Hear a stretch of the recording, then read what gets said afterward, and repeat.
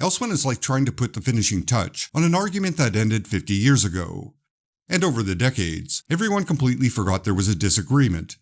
Except one person. That one person never let it go. Did he mean Byrne? Or Claremont? Not? Darkseid and Dark Phoenix? Not Kitty as Dark Phoenix? They forgot there was a Jean look-alike? Or Mastermind as Dark Phoenix? Or Rachel as Phoenix? Or Claremont rewriting Jean's return? Twice? Nobody let go of the death of Phoenix. Not even Jim Shooter. We're going to kill her.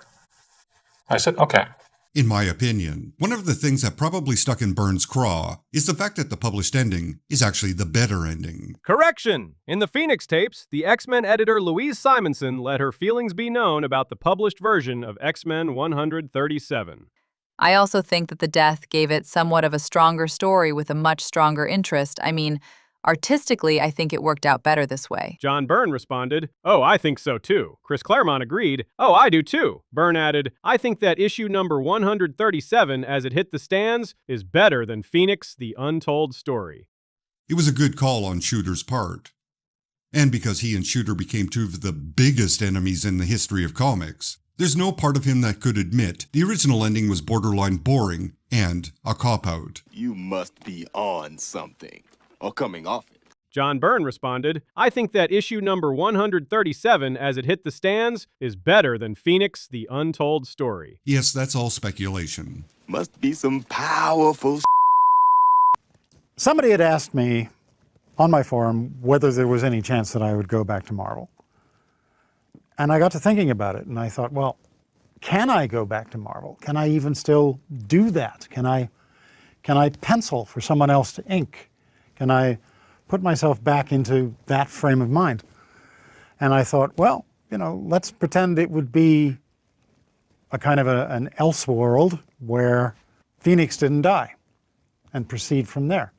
And I know they've done that before, but this would be my version. I think it's really the only way I could return to Marvel would be to go back in time and go back to, what was it, 1980? We'll turn Marvel into nothing but imaginary stories. It'll be great. Welcome everybody to Spin Right. Today we're talking about Phoenix. Is that what we're talking about? We're talking about the Phoenix, yes. Okay, good. Welcome everybody. Welcome everybody. Welcome everybody to Spin Right. Today we're talking about the Dark Phoenix. Yes. Or the Phoenix, or the Phoenix Force, or Jean Grey gone bad. And the untold history that's been found out in these books. No, not that book, not Morton Meskin in Alter Ego, and in interview with Louise Simonson, and interview with Walter Simonson, and Jim Shooter, and Dave Cockrum, rest in peace. So it's going to be some stuff that you're going to be hard to believe for many people. But we all know one of the biggest comic stories of the 80s was the fate of the Dark Phoenix, right? By John Byrne and Chris Claremont. And the two of them were struggling with the character. And so they've made movies with this, right? I mean, this is going to be huge. It's been in the comics, it's been in the cartoons, animation. They've made movies. Now they're making a second movie with the Dark Phoenix movie for X-Men. Yes. So we thought it was a good time to come back again and talk about what the untold story is about Dark Phoenix. Yes. Phoenix, of course, was a. Can you explain to us a little bit more, Peter? What exactly was a Phoenix? And well, the Phoenix actually was Chris Claremont and Dave Cockrum decided they wanted to up Marvel Girl's powers, give her a new code name, give her a new costume, and do the Thor equivalent of a mutant character. So what they decided to do... They wanted to make her a god? No, just in power level. Okay. So they decided to have her die and be reborn as a Phoenix. But as you see in the issue 100, X-Men 100, it gets hit by cosmic rays the same way the Fantastic Four get hit. Mm-hmm. So that's going to say take her mutant power and times it by 100, and then you get... Not 1,000? Maybe 1,000. Or a million? But that's the thing. They upped it to almost, it could be infinity, because she saves the universe soon after. Okay. But they decided they wanted her to be like a heavyweight, and they shot a little farther than expected. So celestial level? We don't know yet, because she beats a Herald of Galactus in her first fight. She saves the universe in the next story, And then something happens to the X-Men. Dave Cockrum leaves, and John Byrne joins. And John Byrne is like, she's way too powerful. It's like she's making the X-Men fifth wheel. So what he said, let's have her put psychic breakers to pull the power down. And then when they fought Magneto beats her, and we were like, wait a sec, how did this happen? And there's some limits to her power, but we just saw her save the universe. Right. So then soon after that, she's out of the book. Byrne has worked his magic and said, got her out of the book. Goddamn Byrne. He's gotten her. Burns No, people. the X-Men are globetrotting. And Jean Grey thinks, and Jean Grey and Professor Xavier think the X-Men have died. So this is a year-long story. They're going traveling. They meet the Alpha Flight. Whole bunch of things. Sunfire. Another Byrne title. Clearly interweaving it with the mythos of X-Men. But we won't talk about that again. But soon as she returns, I think they said behind the scenes, they're both going at it because Byrne and Claremont are going at it because, like, you know, Claremont is a fan. It's the character he created, and Byrne is saying she's too powerful. So they run into, or no, I think Chris Claremont runs into writer Stephen Grant, Punisher fame. He says, why don't you turn her into a villain? You can do whatever you want with her. So that said, Claremont tells that to Byrne. Byrne was like, yeah, okay, let's do it. Let's do that. And now we'll put Mastermind sort of be the guy who would help with the White Queen to bring out the dark side of the Phoenix and opening Pandora's box, and we don't know what's here. So at this point, she goes bad, and then Chris Claremont adds in that Phoenix is also the Chaos Bringer, Ravager of Worlds. So, before we go there, I mean, how did the White Queen take out the blocks? How did they discover the blocks and take them out? They don't know. They don't actually know that there's psychic barriers. What's the name? They just put a mind tap. So Mastermind's illusion can be projected right into Jean's mind, not knowing that this is, you know, keying into, like, connecting with a darker element in Jean. He's thinking that he's connecting to Jean. Okay. And at this point, Jean is just, originally Jean is not, there's no Phoenix entity. But way they worked it and what Chris Claremont added, that the Phoenix was an entity of itself as this story progresses. So they're making her an evil character. And Jean would be this thing that was possessed. And there's hints of it in the story, but it's not major. But they just talk about the Shire knowing about the Phoenix before Jean and saying, oh, this is what we feared. So the Shire, the alien race? Alien race that are connected to the one, Xavier's love, Lilandra, is from the Shire, and they have a history with the Phoenix. The Phoenix goes out into space after trashing the X-Men, going bad and trashing the X-Men. She goes out into space, she devours a sun or star, but Byrne got to the page, and the thing is supposed to be, she's the star, the Shire shoot at her, and she kills the Shire people. She kills them after they shoot at her.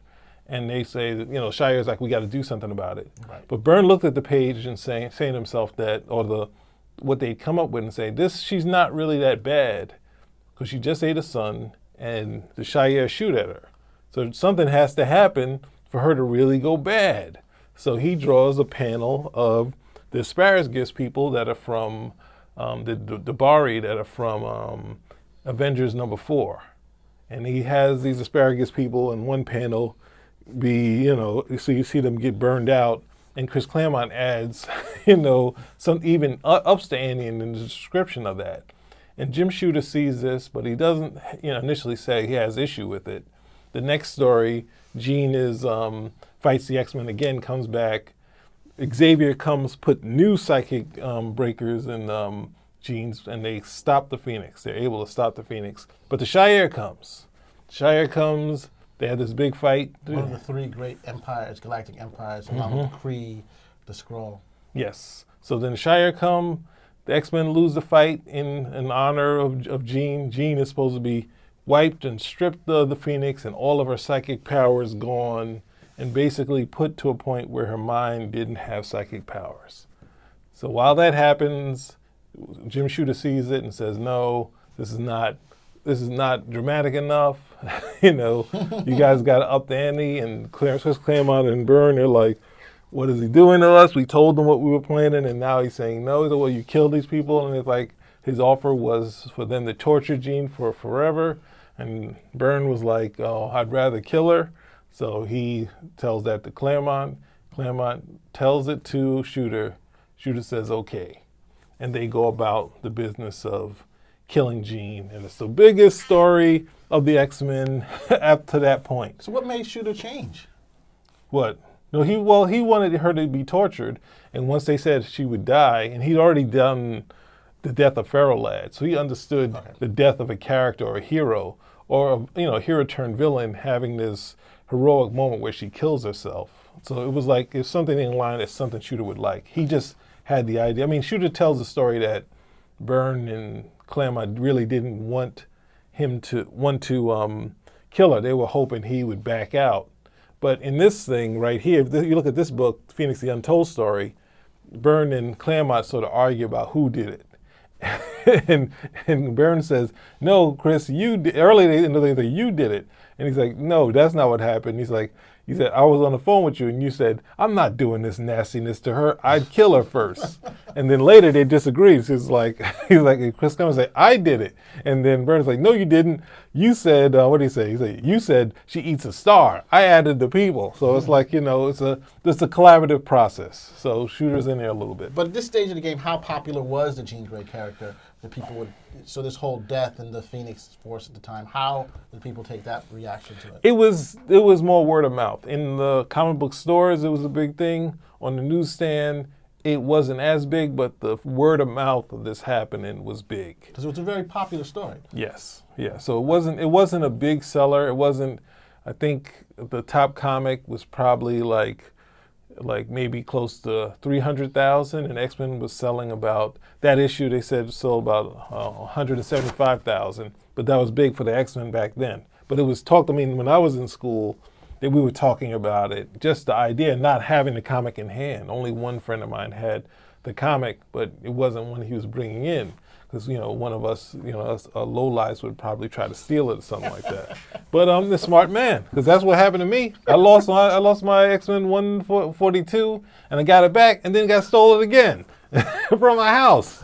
So as we were so the death, they start going on this whole death. The death is a big thing. It starts propelling the X-Men to become the top book. And Chris Claremont is constantly playing this out, having moments where people remember the death of Phoenix, where it was a kitty sort of disguises herself as Phoenix. They do a fantasy story where the Phoenix shows up. There's even Carol Danvers turns into Binary, which is sort of like a Phoenix. And Carol Danvers is? Well, that's Miss Marvel, Captain Marvel, all that stuff. Okay. She joins X-Men, but it's like for a short period. But there's always this instance of death. Like even in the Days of Future Past, the X-Men die. There's always the Brood Saga. There's a hint of death. This idea is coincide of this, the real death of Phoenix sort of would pay off later when Xavier almost died. All this elements of drama that you feel you couldn't trust. You had to worry about these characters because Jean died. And then some point later, which we've talked about before, Jean comes back in X Factor. And Chris Claremont is very upset. As many fans say, this totally destroyed everything they did in the X-Men, bringing Jean back, and destroyed the stories, and this is a terrible thing just to do these mutant hunters and this, that, and the other. Why was she brought back, though? Because they were bringing back the original X-Men in one title, and to help the book, it would help be a push of saying this character that was popular, it would come back. So there was no demand, you think, by some of the people who buy the comics to want to see the story play out? I think, or was it just something Marvel's like, hey, it worked once, let's try it again? No, who was it? Bob Layton, who was a writer of X Factor, wanted to put Dazzler in the book. In my mind, Dazzler wouldn't have worked in the book because she had a relationship with Angel and Beast at separate occasion. So you introduce her in there, and she has this casual sexual relationship with these two guys. Then it sort of shifts the book into what is this book about? She going to get with Iceman or something like that. So, and then I think Chris Claremont offered up Jean's sister, but this means she would take a human character and turn her into a mutant, which I'm totally against. So, everyone has been sort of said, apologized to Chris Claremont and said, oh man, how could they done this to Chris? I think Louise Simonson has said this, that, and the other. But we have some truths that we had to bring out. We had to bring them out. The untold truth. Well, we go into this book, which and what is this book? This is by Roy Thomas, Alter Ego. The issue number is 24. And Roy Thomas was? Roy Thomas is writer of the Avengers, the X-Men, and he was a comic book historian. And he was the editor? Editor-in-chief of Marvel, the guy who said, let's do the new X-Men. So in this book, they talk about the struggle of, at different points, there we go, where are we at? So in this book, we're also talking about that Shooter had to deal with, at points, Chris Claremont coming to him with ways of bringing back Jean. And Chris Claremont was like, no. And Jim Shooter was like, no, as long you can do this story, but as long as it's not Jean. Like, yeah, you can have this character, but as long as it's not Jean. And that seems like it would be, he means Madeline Pryor, who Cyclops married.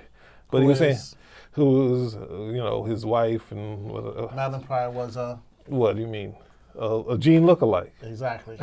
So it's like, he's saying here, basically not directly saying it, but saying there's points where he was trying to bring the character back. And Jim Shooter was like, no, but you can do that as long as it's not. So you have Rachel, who has a Phoenix power, and you have Madeline Pryor, Rachel is the daughter from another timeline who had the Phoenix power. Also the Hound, wasn't she? Well, yeah, they added that she was a hound and all this stuff to get some Manx and all that. But she gains the Phoenix power. So the Phoenix power is back. Then we have someone that Scott marries who looks just like Jean, who actually... She, a clone, right? Well, they didn't introduce she was a clone, but she was in a plane crash the same time Jean died. So it's like really pushing the envelope. And Cyclops ends up marrying her. And he marries her after 7 issues, which I was like, it's totally out of bounds. So here we go. This leads to another thing that it became an issue when Byrne's proposal was the one that was approved. And then it was like, no, we can't. It ruins the whole story if we bring her back. Yeah, it does. But the thing is, the other problem is that Chris Claremont wanted to bring back Jean. And Dave Cockrum also says that there was constant point in the plots where Chris Claremont was thinking, that's how we bring back Jean. There's a character that was in the Futurians, Sunswift, when he looked over Dave Cockrum's shoulder and he's like, oh, this character for Futurians, that's how we bring back Jean. She goes from the future, the Phoenix Force is still alive, and he comes back just because she's that much in love with Cyclops. And like, no, this is for the Futurians, which is my own creator stuff. And then he saw Binary, and he was like, Jean, yes, we can do a Jean story. And then they're like, no, this is Carol Danvers. Oh, okay. And then they move on. So there was points where Chris Claremont was thinking about bringing her back. But why? I mean, was he so wedded to the particular character that he felt that it had to come back, or was it needed in the X-Men? I mean, because that's one of the things you've heard, that when Jean died, it kind of changed the whole dynamic of the crew. It added, but the thing was, there was portions where Chris Claremont wasn't happy that, he wasn't initially happy that it was forced on him. Neither Byrne nor Claremont really wanted her to be a bad guy, but they did it, and then they were like, they got the success. But ultimately, if Byrne wasn't on the book, there's a chance that Jean would have never gone through the death of Phoenix, because it came out of their struggle and them topping one each other. So right, but there's 2 parts. There's her going bad and her dying. Mm-hmm. So because her going bad means she has to die, I don't necessarily know about that with Magneto. Well, the thing is, if when they played it out in the Untold story, had she not been killed and she was in the book and Shooter let them do it the way they wanted to do it, at the end of the story, maybe when Magneto shows up, she probably would have been exited the book entirely. Or they could have decided on her dying when they, fight Magneto in issue 150. So the death is coming, regardless if it happened in 137 or 150, or she just exits the book because the plan was her turning bad was that she was going to be reduced to like a 5-year-old, but she's in a adult body. So like everyone looks at it and says, oh, this is a happy ending. Like, no, it was going to be her going back to her parents' house, her, being, basically an invalid, and they have to care for her. And there's no marriage. There's just Cyclops being in, the person he loves is in, her mind is sort of gone. So it wasn't going to be a happy ending, but obviously the death of Phoenix was much more dramatic at that point. And so saying it's going to come in 150 is not as dramatic as it happening when they did it. So it makes the story short, tight, and concise. So they bring back Jean Grey, the Phoenix Force, in X-Force. So tell us about that. Well, we've talked about that before. They don't bring back Phoenix, they just bring back Jean. And this has been a sore on the side of fans and Chris Claremont for years. But though it's one of the most popular ones, so. No, I think bringing her back wasn't, because it was such a negative thing towards, the X books themselves promoted that X Factor was a bad idea. Like within there, the X books are saying, like the X-Men are saying, this PR campaign is bad. Okay. And then Bob Layton's not on the book. As they go along, they keep saying that it's bad. Anytime you bring it up, it's bad. So it's like we all, the premise is the premise of them acting like mutant hunters and then training mutants.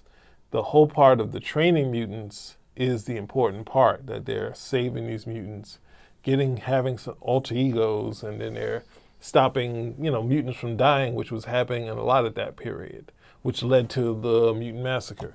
So ultimately, for me, having her back led to the originals coming back to the title, and then when the X-Men get to their hugest success with Jim Lee, the originals are in the title. So as much as I like the Death of Phoenix, so much stuff happened. As much as I like the Death of Phoenix, so much stuff happened in between the death and coming back to her coming back after X-Men 201. So it's like there's so much changes that happen. Why, like the Days of Future Past stuff is going on in there. There's no stories that was just closed off. Everything has come back. Characters have even come back. So it's like, why am I going to worry about this ruins? It doesn't. I read those stories. They explain why Jean is here. But the thing that I want to stress is that, Chris Claremont also wanted her back, and he rewrote Byrne's Fantastic Four issue 286. So you can't. I have these books here. Have Walter Simonson saying that this is that Madeline Pryor basically was Jean with no powers. It's the same character.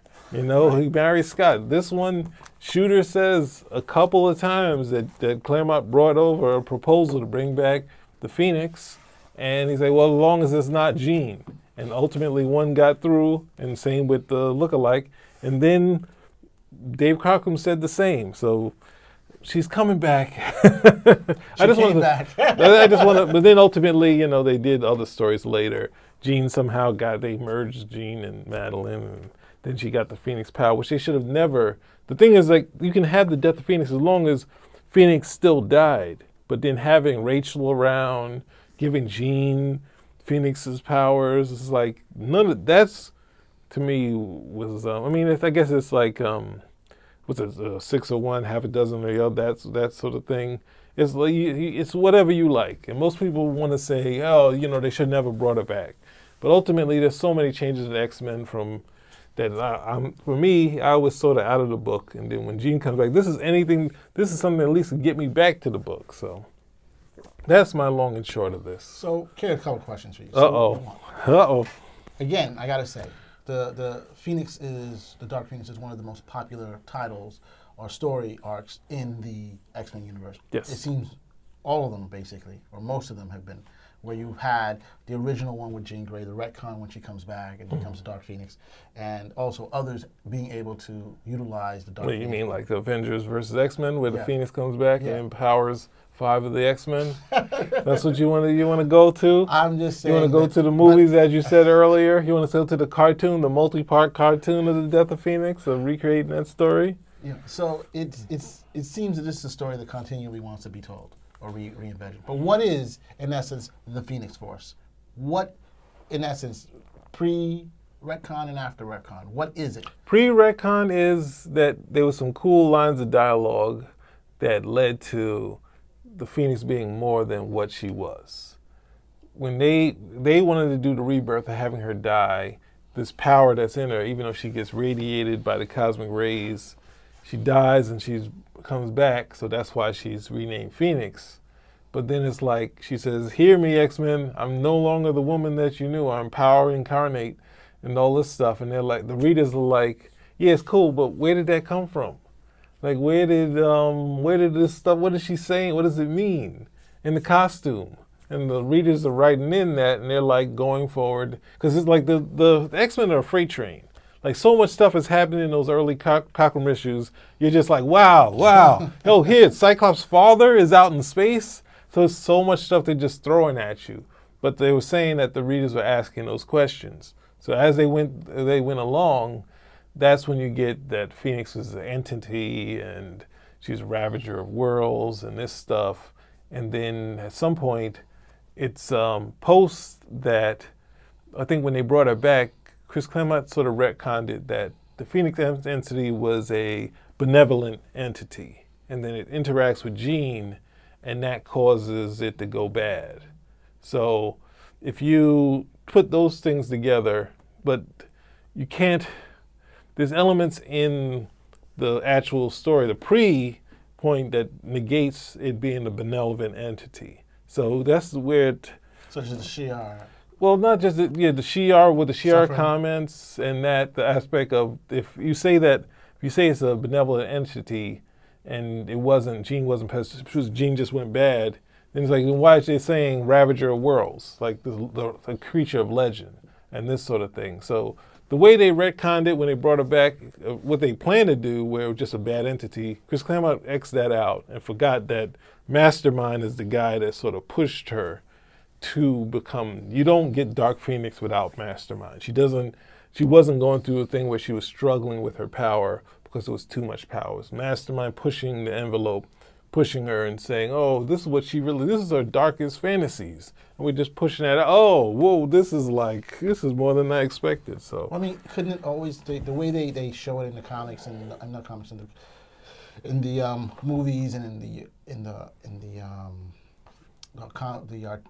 cartoons, is that, you know, she always had a little bit of a dark side, but she always played the good girl. And then, you know, after a while, you know, there was more. Mastermind connects to that, and it's like, boom. There's more. They wanted Jean to have more spunk to her, and Chris Claremont's women to always have a little more to them than some of the other women, female characters in the Marvel universe. But that's where they were even writing that Cyclops is like, she's like, her personality is the same, but it's different. Am I in love? I felt her die, and now we have this new person that's hugely powerful and extremely confident. It seems not exactly the same. Right. So there was hints of it being her being possessed or being different that you could play to, but people were like, no, she just went bad. You had to remember, it's so much happening as they were going. So it's kind of, so much is happening as they were going, so you can't necessarily point to, well, this is, continuity is like a straight line, because you have Byrne coming in there, changing it a little. They would have never put any psychic breakers into her head. They wouldn't have pushed her out of the book. They wouldn't have fought to get to the point where, you know, making her a villain, like later, planning to make her a villain, which didn't last too long. So it's So again, what is the Phoenix Force? You said it's a benevolent, or what is? I said it before. Before there was no actual Phoenix Force. It was just a hint of something that happened before. But now, what do they consider? Now they consider it a long-lived entity that's old as Odin or any of the gods in the Marvel universe. And what type of entity is it? Is it a destroyer of worlds? There's so many different. At some point, they had it that she was connected to the cosmos. So when Galactus tried to eat her, saying this is a force I should take out, the stars were going out at the same time. Mm-hmm. So it was like, okay, so she does have some importance to the galaxy. So then later, when Alan Davis was writing Excalibur, Phoenix has gone through a point where Rachel has lost her mind, and the Phoenix is the only entity around. So she runs into Galactus, and Galactus is devouring a world, and she fights Galactus and beats Galactus. Galactus is weak at this point. She's like, I've done it, and it's wrong to eat these worlds. And then Galactus says, no, I eat to survive. You take energy from worlds yet born.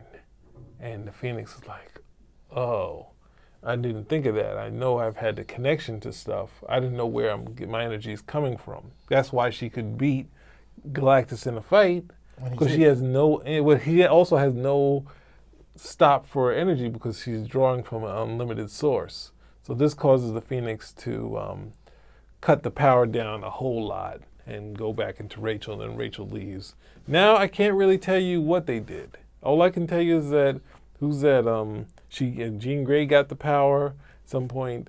Grant Morrison, well, there was a breakup between Cyclops and Jean, and Grant Morrison connected Wolverine and Jean dies, reborn as a Phoenix, and then they kill her, and then she's gone. And so I can't really tell you what she is now, but she was an entity that drew from energy that was yet to be born at one point. But it's constantly changing, which is crazy with how comic books work. I hope was that a closer answer to the question, or was it totally definitely off? Helps a bit, PD. But it's not exactly what I was trying to get.